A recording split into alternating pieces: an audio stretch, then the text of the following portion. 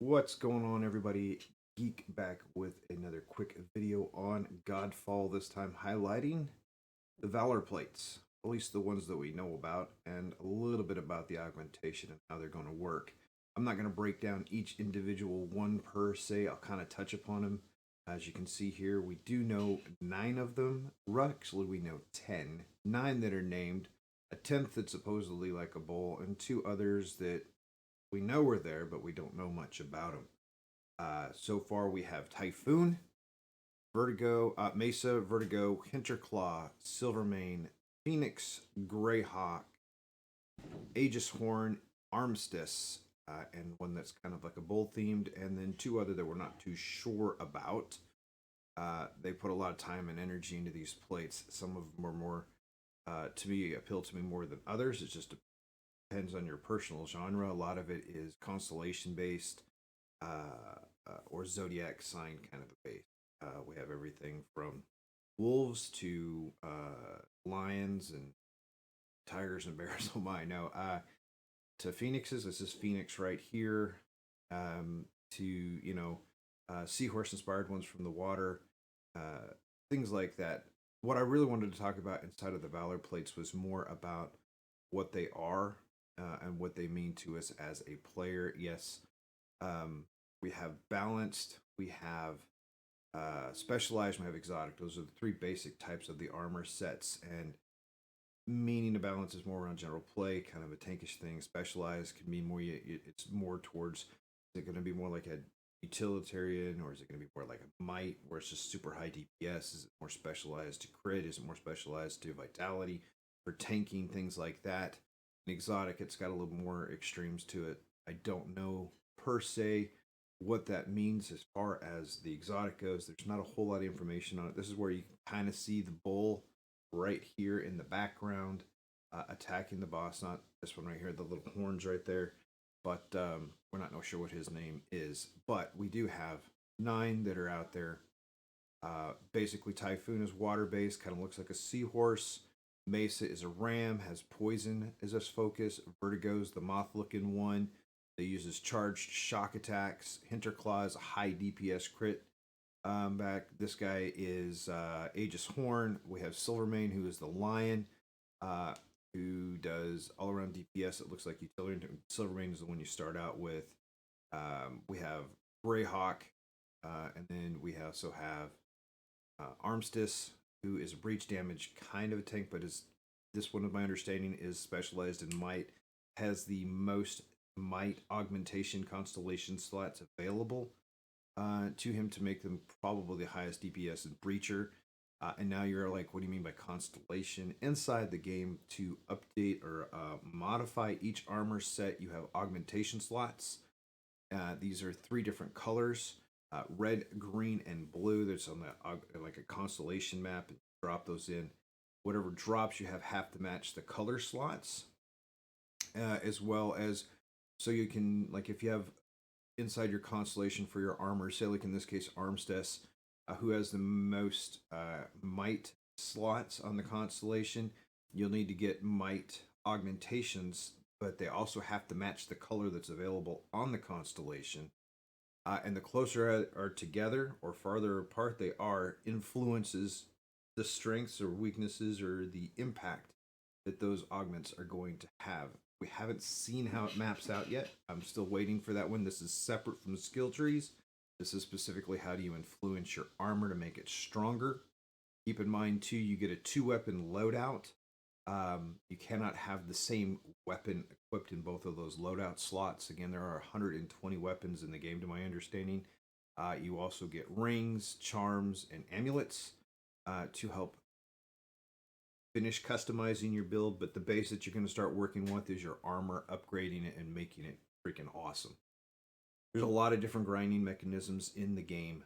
So you get your armor, you level it up, you add augments to it, you use the constellation methods and everything else. I'm really looking forward to seeing how that actually works inside of the game. Again, I have not played the game.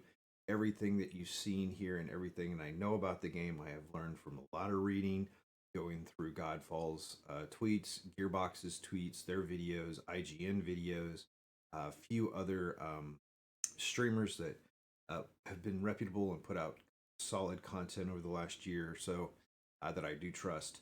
It's where I've gleaned most of my information on this game. Again, though, I'm really excited for being able to do that. One of the things we did learn about the armor or the Valor plate as well that I learned out.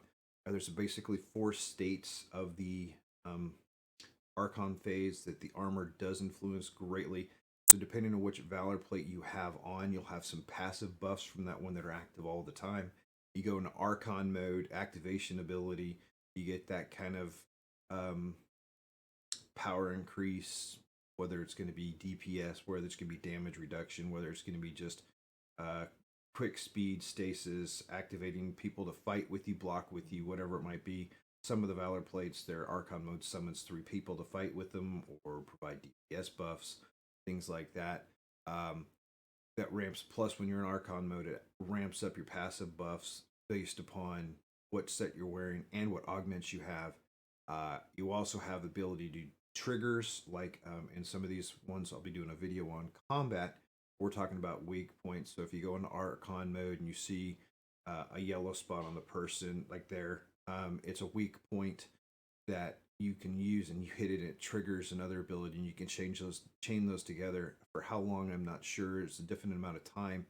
But the more triggers you hit, the longer you extend the duration of your abilities and your buffs and things like that to make it pretty darn powerful. And you can stack them. Like I know in one class, you can trigger, you can activate Archon mode. You can trigger, and you can keep building on it. And this is Hinterclaw, and I think at some point you can get them up to 200% damage bonus based upon triggers and stacks, mechanics like that. So it's all about timing and how you're going to trigger those. I can't wait to actually do gameplay, be able to know more about it. I will be doing this from day one on November 12th when the game goes live on PC. It is also going to be on PS5.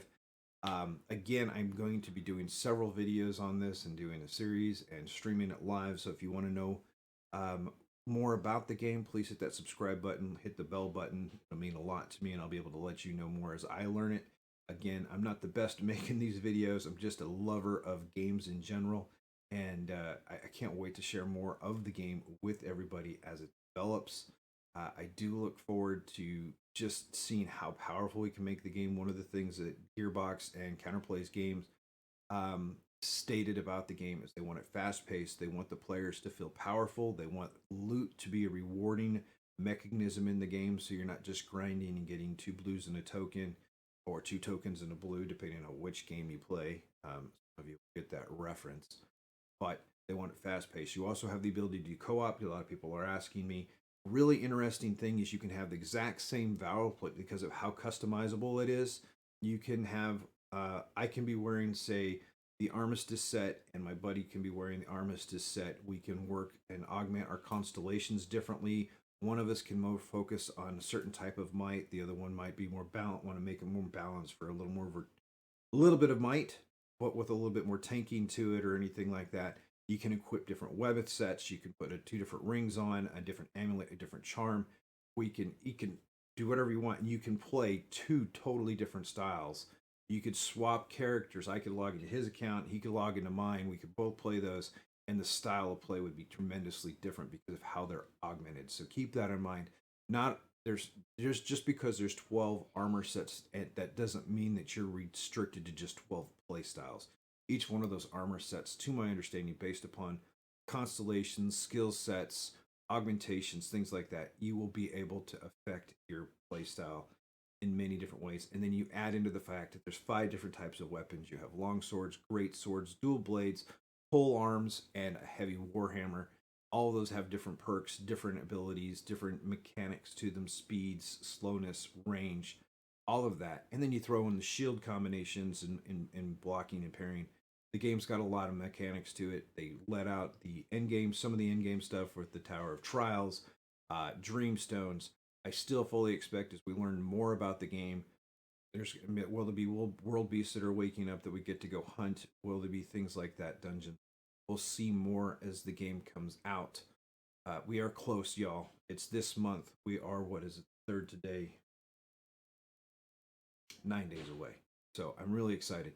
Again, hit that subscription button, hit the bell if you want to know more about when this game comes out or other games that I do play, such as Destiny 2, Beyond Light, and several others. I also do tech videos and help videos to help explain cybersecurity, being safe online, breaking down a lot of audio. I also do a lot of custom PC builds for people and answer a lot of their questions. Again, if you got questions, comments below, hit me up on Twitter or join our Discord where we have active conversations. Appreciate you guys sticking around. And until next time, stay safe, and I hope